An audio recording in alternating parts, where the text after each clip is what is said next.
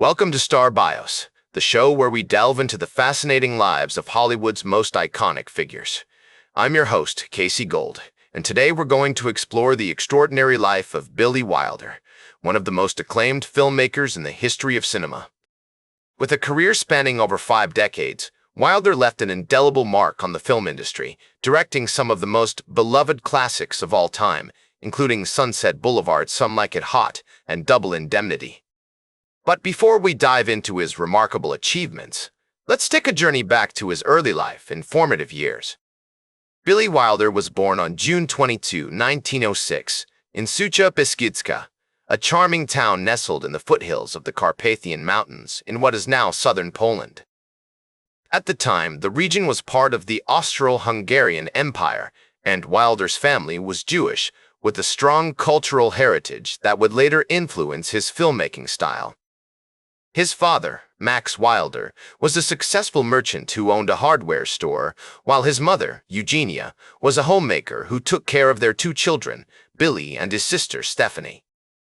Growing up in Sucha Beskidzka, Wilder was surrounded by the stunning natural beauty of the Carpathian Mountains, which would later inspire some of the breathtaking cinematography in his films. The town itself was a vibrant cultural hub, with a mix of Polish, Jewish, and Austrian influences that shaped Wilder's early life and worldview. As a child, he was fascinated by the stories his father told about the old country, and he spent hours listening to his mother's tales of Jewish folklore and mythology. In 1916, when Wilder was just 10 years old, his family moved to Vienna, Austria, in search of better economic opportunities. The city was a hotbed of cultural and artistic innovation, with famous composers like Gustav Mahler and Arnold Schoenberg, as well as renowned writers like Sigmund Freud and Stefan Zweig. Wilder's family settled into a comfortable middle-class lifestyle, and he began attending the prestigious Akademisches Gymnasium, where he excelled in his studies, particularly in languages and literature. During his teenage years, Wilder developed a passion for film, often sneaking into local cinemas to watch the latest silent movies. He was especially drawn to the works of Charlie Chaplin and Buster Keaton, whose comedic genius would later influence his own filmmaking style. In 1924, after completing his secondary education, Wilder went on to study law at the University of Vienna, but he soon dropped out to pursue a career in journalism. Wilder's first job was as a reporter for the Berliner Zeitung, one of the most respected newspapers in Germany. He worked under the guidance of the renowned editor Maximilian Harden, who taught him how to craft compelling stories and meet deadlines.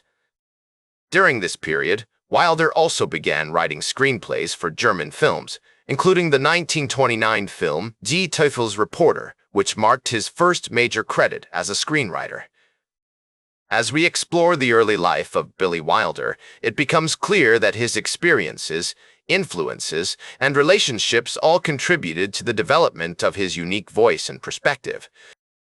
From his idyllic childhood in Sucha Beskidzka to his formative years in Vienna and Berlin, Wilder's journey was marked by a passion for storytelling, a thirst for knowledge, and a determination to succeed. With his first major film credit just around the corner, Billy is about to embark on a journey that will take him to the heights of Hollywood success. As we left off, Wilder had just begun making a name for himself as a screenwriter in Germany, with credits like Die Teufelsreporter under his belt. However, with the rise of the Nazi Party in the early 1930s, Wilder, being Jewish, found himself facing increasing persecution and hostility. In 1933, he made the bold decision to leave Germany and start anew in Paris, where he began working as a screenwriter for the French film industry. Wilder's time in Paris was marked by both personal and professional growth. He befriended other exiled artists and writers, including the famous novelist and playwright Ernst Lubitsch, who would later become a close friend and mentor. Wilder also met his future wife, Judith Kopf, an Austrian-born actress who would be his partner in life and art for many years to come. In 1934, Wilder's big break came when he was offered a contract with Paramount Pictures in Hollywood. He sailed to America, eager to start his new life and make a name for himself in the film capital of the world. Wilder's early years in Hollywood were marked by both excitement and struggle. He worked tirelessly as a screenwriter, churning out scripts for films like Music in the Air and The Lottery Lover. However, it wasn't until 1942 that Wilder made his directorial debut with the film The Major and the Minor, starring Ginger Rogers and Ray Milland. The movie was a critical and commercial success, showcasing Wilder's unique voice and perspective as a filmmaker. Over the next few years, Wilder directed a string of successful films, including Five Graves to Cairo and Double Indemnity, which cemented his reputation as one of Hollywood's most talented and innovative directors. The 1940s were a pivotal time for Wilder, both personally and professionally. He became an American citizen in 1939 and served in the U.S. Army during World War II, making training films and documentaries. After the war, Wilder returned to Hollywood, where he continued to push the boundaries of storytelling with films like The Lost Weekend and Sunset Boulevard. Throughout his career, Wilder was driven by a passion for storytelling and a desire to explore the human condition. He was fascinated by the complexities of human nature and the ways in which people respond to adversity. This is evident in films like Ace in the Hole, which critiques the sensationalism of the media, and Stalag 17, which explores the psychological effects of war on prisoners of war. Wilder's collaborations with other artists were also a key factor in his success. He worked with some of the most talented writers, actors, and cinematographers of his time, including Raymond Chandler, Charles Brackett, and William Holden. These partnerships resulted in some of the most iconic films of all time, including Some Like It Hot and The Apartment. As we explore the remarkable career of Billy Wilder, it becomes clear that his experiences, influences, and relationships all contributed to the development of his unique voice and perspective. From his early successes in Germany to his later triumphs in America, Wilder's journey was marked by a passion for storytelling, a thirst for knowledge, and a determination to succeed.